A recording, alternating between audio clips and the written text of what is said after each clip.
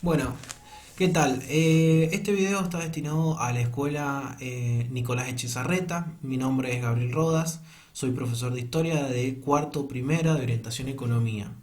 En esta clase, en la clase número uno, vamos a ver el siguiente tema, que se llama el surgimiento de las políticas liberales durante la segunda mitad del siglo XIX y su influencia en Latinoamérica. Y para empezar el video tenemos que comenzar, vamos a ir viendo, digamos, en la diapositivas, vamos a ir viendo eh, preguntas que refieren al tema y vamos a ir explicando de lo macro a lo micro. Bien, la primera pregunta que surge de todo esto es: ¿qué problemas políticos y económicos enfrentaron los nuevos estados americanos finalizadas las guerras por la independencia? ¿No? Tenemos que ubicarnos que para entender la mitad del siglo, la segunda mitad del siglo XIX, 1850 a 1900, tenemos que ver qué pasaba antes, en la primera mitad del siglo XIX, y qué fueron los motores de los diferentes cambios que se van a ir produciendo en la segunda mitad del siglo. El texto dice: finalizadas las guerras por la independencia en América Latina, se comienza un proceso de construcción y organización política de los nuevos estados. Recordemos que América en su conjunto estaba dominada por imperios europeos. En el caso de Latinoamérica va a estar dominada en su mayoría por España, la corona española, y el norte de América, bueno, estuvieron los franceses en un primer momento y los ingleses. Eh, ¿Qué pasa luego de las guerras por la independencia? Cuando los distintos virreinatos van a ir independizándose, bueno, van a comenzar a empezar a surgir las nuevas naciones americanas, bien, que se van a ir creando posterior a las guerras por la independencia. Pero estas naciones, estas nuevas naciones que van a surgir, van a tener diferentes problemas, como por ejemplo, bueno, cómo se van a organizar políticamente, cómo van a organizar su economía, qué va a pasar con la sociedad colonial, si se va a seguir manteniendo o no. Bueno, esto vamos a ir viéndolo a medida que vayamos avanzando en el PowerPoint. El primer conflicto que se instauró en las nuevas élites políticas americanas fue decidir la forma de gobierno que adoptarían, si una monarquía o una república. Bien, tenemos que entender que para el momento, para mediados del siglo XIX, estas eran las únicas dos formas políticas de manejar los gobiernos: o una monarquía con un rey o un emperador a la cabeza, o una república donde la república, digamos, divide los tres poderes: el ejecutivo, el legislativo y el judicial. Como ejemplo, quien adoptó una monarquía, vamos a poner a Brasil, que Brasil adoptó una monarquía en 1822, donde coronó a Pedro I, que era padre de bueno, de la Casa Real portuguesa, quien va a ser coronado como Pedro I, el emperador de Brasil. Y el resto de las repúblicas, podemos poner varios ejemplos como Argentina, Chile, Uruguay, Paraguay, Ecuador, Colombia. Bien, tenemos mucho México, tenemos muchos ejemplos de estados republicanos que adoptaron esta forma de gobierno. Bueno, ¿y qué pasa con una vez establecidas estas repúblicas? ¿Cuáles van a ser las luchas que van a tener? Porque, digamos, una vez establecida la independencia, vemos qué forma de gobierno vamos a optar. En el caso de las repúblicas, vamos a tener un dilema que va a ser cómo organizar, qué forma darle, qué modelo adoptar, qué modelo va a adoptar esta república.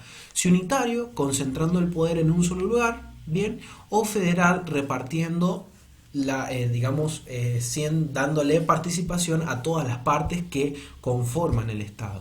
También produjo un enfrentamiento entre políticas antagónicas, no sé si tan antagónicas, pero sí con sus marcados lineamientos, que van a ser los conservadores y los liberales.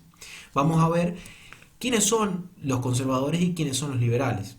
En este caso, los conservadores proponían mantener las características de la vieja sociedad colonial, y apoyaban a gobiernos centralizados con capacidad de tomar decisiones políticas desde la capital del país. Bien, pues creían que así se lograría garantizar el orden. Por lo general, estos eran apoyados por terratenientes, miembros de la Iglesia Católica, un sector de la Iglesia Católica y comerciantes adinerados.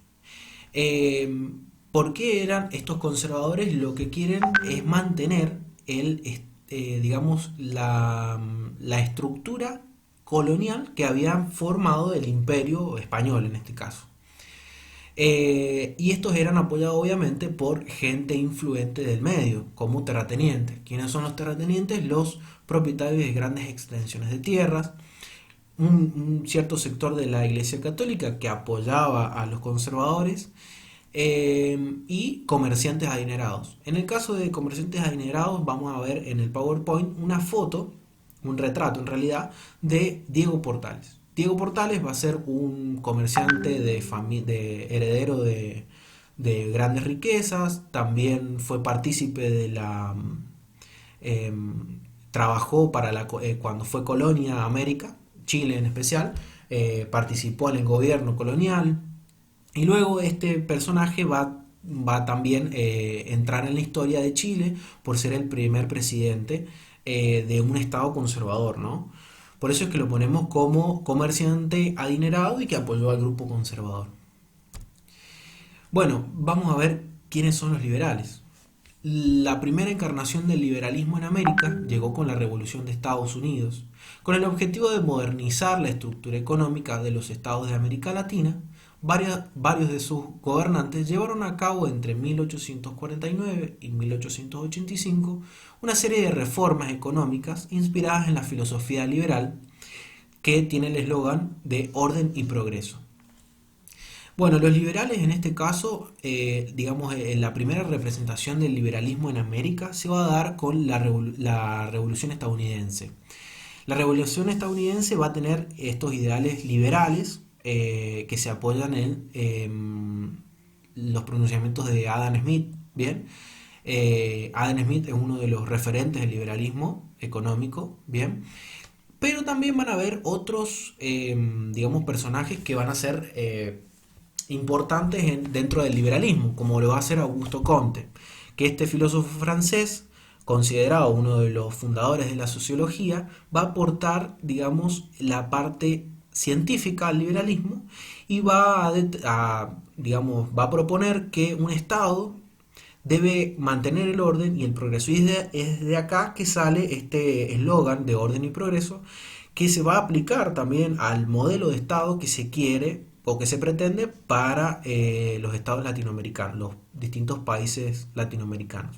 Ahora, ¿qué defendían los liberales? Bueno, apoyaban los derechos individuales de las personas, bien reivindicados en la Revolución Francesa. Apoyaban la idea de la propiedad privada, bien, la propiedad privada que no se puede transgredir, que no se puede violar, bueno, entre otras medidas que incluye la propiedad privada. Apoyaban el libre comercio. Recordemos que esto es un punto importante, ya que durante la colonia española, América solamente podía comerciar con España, ¿bien? Y se le prohibía a las colonias españolas comerciar con otros países. Cuando se declaran las diferentes independencias y se creen los distintos estados, estos nuevos estados latinoamericanos van a empezar a comerciar sobre todo con Inglaterra y con otros países europeos también potencias, pero sobre todo con Inglaterra. Bueno, también van a defender, los liberales van a defender los gobiernos constitucionales, ¿no? Como autoridad máxima que va a ser esta carta magna o esta constitución que va a regir las normas de tanto de convivencia como las leyes que se van a impartir dentro del territorio. Bien. Eh, También apoyaban la educación laica y la separación de la iglesia con el Estado. Digamos, en este punto es importante marcar cuál es el pensamiento de los liberales que digamos que los diferencian de los conservadores. Los liberales querían la separación total con la iglesia católica, ya que la iglesia influía demasiado en la sociedad americana y tenía mucha injerencia Por lo tanto, digamos, una de las primeras medidas que empiezan a tomar es a ver dónde influía el catolicismo. Y el catolicismo influía en la educación, en la sepultura de los cuerpos, bien, o sea, manejaba los cementerios, y las partidas de nacimiento, que las manejaba la iglesia. Entonces, en estos tres flancos es donde se va el liberalismo, o los distintos gobiernos liberales de los países van a empezar a atacarlo a la Iglesia Católica y lo van a empezar a separar. Algunos lo van a lograr, otros no. En el caso de Argentina lo va a lograr, pero con mucho tiempo después, bien, estas medidas van a ir siendo paulatinas, van a traer enfrentamientos con la Iglesia, algunas medidas se van a retrotraer y otras no, pero se va a conseguir con el tiempo, digamos, separar la Iglesia del Estado. Los liberales también eran apoyados por sectores sociales que deseaban la autonomía regional y por grupos poco beneficiados durante la colonia. Entonces, para resumirlo un poco, ¿quiénes apoyaban a los liberales? Bueno, a los liberales los apoyaban todos los grupos que habían quedado marginados del grupo conservador. O sea, todo lo que no tenían en cuenta los conservadores lo tomaron los liberales para, digamos, formar un grupo y oponerse a estos conservadores que querían mantener la sociedad colonial. Y dentro de estos, ¿quiénes apoyaban a los liberales? Bueno, grupos que querían o fomentaban el regionalismo.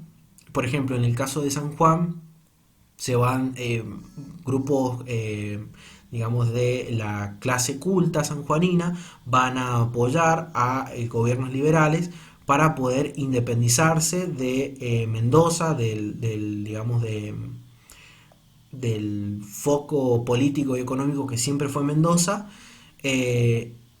Por ejemplo, Del Carril va a apoyar en primer momento a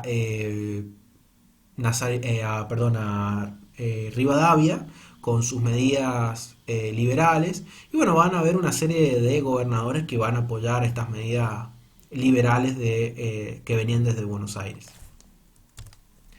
Bueno, finalmente el liberalismo va a triunfar en América Latina, van a haber muchos gobiernos, no todos al mismo tiempo, por supuesto, porque cada país tiene su proceso que lo difiere del resto, pero poco a poco el liberalismo va a ganar terreno y va a empezar a establecerse como modelo político hasta 1930, que el liberalismo decaiga y comience otro proceso político. Bien, podemos marcar acá en el PowerPoint, hemos puesto yo varias fechas de distintos países, como por ejemplo Argentina, que es el primer gobierno constitucional. Constitucional no significa liberal, en este caso no es liberal, pero es el primer gobierno constitucional. En Chile, por ejemplo, en 1833 se establece el primer gobierno constitucional, pero conservador. Bien, y en Brasil, en 1889, también un gobierno liberal conservador, podríamos decir. Bueno, contexto mundial. ¿Qué pasaba a mediados del siglo XIX en el mundo? Bien, ¿y cómo influyó esto en América? Y nos tenemos que preguntar, bueno, ¿qué pasó en Europa y en especial en Inglaterra para ese momento? Bueno, en Inglaterra se está dando un proceso que se denomina como revolución industrial. En este caso estamos viviendo una segunda etapa de la revolución industrial que incluye, digamos, técnicas y materias que van a cambiar la vida y van a cambiar el modo de que el mundo se va a ir moviendo. Una de estas cuestiones que va a influir mucho en el cambio, en esta revolución, va a ser la utilización del carbón.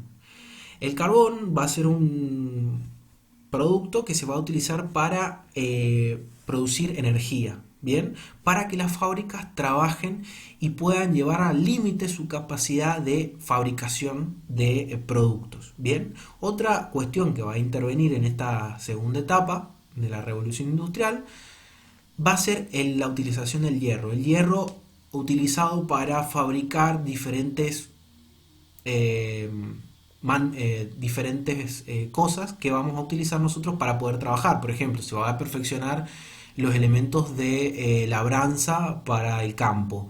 Se van a empezar a producir barcos con hierro. Acá se van a empezar a hacer estas obras monumentales con el uso del hierro. Bueno, y después va a aparecer posterior, ¿no? La revolución industrial no es que comienza exactamente en una fecha y termina en una fecha, sino que es un proceso que lleva un tiempo.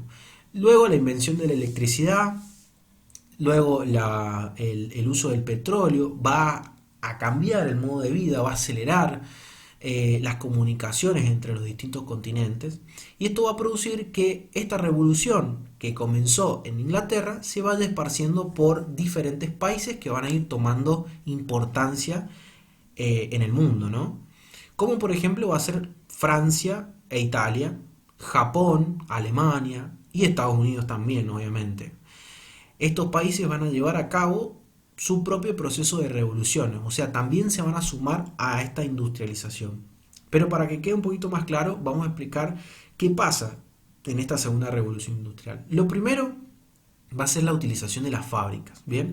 Donde se va a concentrar, se va a necesitar mucha mano de obra y se va a concentrar mucha cantidad de gente que va a empezar a necesitar estas ciudades que donde se van a concentrar las fábricas, van a empezar a necesitar comida en excedente, bien, para alimentar a esta mano de obra que va a estar fabricando productos para vender al mundo. Eh, por eso es que ahí entra el juego de los países americanos. Bueno, acá en este mapa vamos a ver, bien, con color morado, está marcado en el PowerPoint el Reino Unido, donde en el Reino Unido va a empezar la segunda revolución industrial, y luego vamos a ir viendo que con los colores, con los diferentes colores se va a ir marcando en el mapa a dónde va llegando la revolución industrial de forma tardía, ¿no? Obviamente, y en algunos sectores que no llega. Por ejemplo, España, Portugal, Serbia, Montenegro, Bulgaria, Rumania, el Imperio Otomano, África, que está marcado hacia el sur, vamos a ver cómo llega la industrialización débilmente. ¿Qué va a pasar con estos países que llega la industrialización tarde? Bueno, estos países van a entrar en decadencia y se van a ir aislando cada vez más del mundo, ¿bien? Y obviamente los países donde han podido asentar la industrialización, donde le han dado importancia, van a ser los países potencias que van a salir posteriormente a conquistar el mundo. Bien. Y bueno, en esta diapositiva vamos a ver los booms económicos. Bueno, cómo influye esta segunda revolución industrial en América. Dice, los nuevos estados republicanos debieron enfrentar la organización del país, el cual estaba acostumbrado al orden colonial, donde no se pagaban impuestos, no había suficiente mano de obra y las minas de extracción estaban deterioradas por la falta de mantenimiento. ¿Qué pasa? Una vez terminadas las guerras por la independencia, terminadas las guerras civiles, imagínense que esto trajo muchas dificultades a la producción local que tenía cada estado, ¿no? Y cada región. Esto ya desgastado, agotado y con falta de mantenimiento, van a tener que buscar, los gobiernos liberales y conservadores del momento van a tener que buscar una manera de poder reactivar esta economía. Ya no tienen a España, que era su mayor comprador de materias primas. Entonces van a tener que buscar otro comprador en el mundo de estas materias primas que América produce, pero que necesita a alguien que se las compre. Por eso esto llevó a los nuevos estados a buscar una alternativa para poder solventar sus economías, o sea, mantenerlas, tratar de reactivarlas. Y una de estas soluciones fue insertarse en el mercado europeo. A este sistema se le conoce con el nombre de División Internacional del Trabajo. Por eso es que desde Europa se empezó a impulsar este nuevo movimiento donde cada, digamos, cada lugar tiene su papel dentro de esta división del trabajo, ¿no? Europa fabrica, América le provee la materia prima y a su vez compra estos productos manufacturados. Por eso es que, acá lo explica el PowerPoint, dice a Europa llegaba la materia prima de los países americanos. En el viejo continente, donde estaban las fábricas, se producían productos manufacturados, como ponchos, perfumes, zapatos, etc. Finalmente, este producto terminado era vendido a América, donde se comercializaba. De esta manera, América pasó a depender económicamente de Europa, en especial de Inglaterra, obviamente, ¿no? Por su parte, Inglaterra instaló en América casas comerciales para que éstas vendieran sus productos que su industria producía. Estos se asentaron en puertos como Veracruz, Valparaíso y Buenos Aires. Estos puertos, que ya estaban establecidos desde la época colonial, fueron muy importantes porque fueron los lugares donde se producía básicamente el desembarco de todos los productos ingleses que luego se vendían y se distribuían por todo el territorio, ¿no? Veracruz en México, Valparaíso en Chile y Buenos Aires en Argentina. Bueno, ¿y qué se exportaba de América? Digamos, de América hacia Europa. Tenemos variedad de productos y hasta veces que uno piensa insólitos que se pueden exportar. Bueno, Argentina, como lo marca en el mapa con color verde, son los sectores donde se exportaban productos agrícolas. Bueno, Argentina obviamente se destaca por sus carnes. Lo que se ve con rosado en el mapa son los productos tropicales que se pueden exportar, como por ejemplo es el cacao, el café, la caña de azúcar, eh, el algodón, ¿bien? Que se producen en lugares tropicales. Por eso es que marca lo que es la costa de Brasil, o sea, la costa del Atlántico, ¿bien? Y marca zonas como Ecuador, Colombia, Venezuela, la Guayana y todo Centroamérica, incluyendo Cuba y Haití. Y otros lugares que están marcados en el mapa en la parte oeste, donde marca la zona que es el norte de Chile, Argentina también está incluido, Bolivia, Perú, bueno, parte de Ecuador y Brasil, Venezuela, México, donde en ese sector que está marcado en color marrón se ve que se exportan productos mineros, como lo venía acostumbrando América desde épocas coloniales, a exportar productos minerales como la plata, el plomo, el oro, bien, el cobre en Chile, en el norte de Chile, es uno de los mayores productores de cobre del mundo, el oro en la Baja California, en México, bien. Esto se exportaba bueno, de América hacia Europa. Pero tenemos otros productos como, bueno, ya nombramos Venezuela el cacao, Brasil, Colombia y Venezuela el café, Brasil y Argentina carne vacuna y sus derivados de la carne, y Perú también tiene algo muy particular que exporta guano. El guano, que es el excremento de caballo que se utiliza para fertilizar la tierra, ¿no? Gran Bretaña e Inglaterra específicamente compraba y Europa también en general, ¿no? Compraba este producto para fertilizar sus tierras. Todos estos productos salían de América, iban a parar a Inglaterra principalmente, de ahí esto los utilizaban tanto para alimentar a su población como para fabricar otras cosas, otros productos terminados, como por ejemplo pueden ser zapatos, pueden ser ponchos, y estos eran vendidos a América y eran distribuidos por todo el continente. Bien, bueno, esto ha sido el video de la clase número 1, de la guía número 1 en realidad. Espero que les sirva, que les haya gustado. Es difícil hacer esto, así que bueno, cualquier duda o consulta lo revisamos por mail. Nos vemos.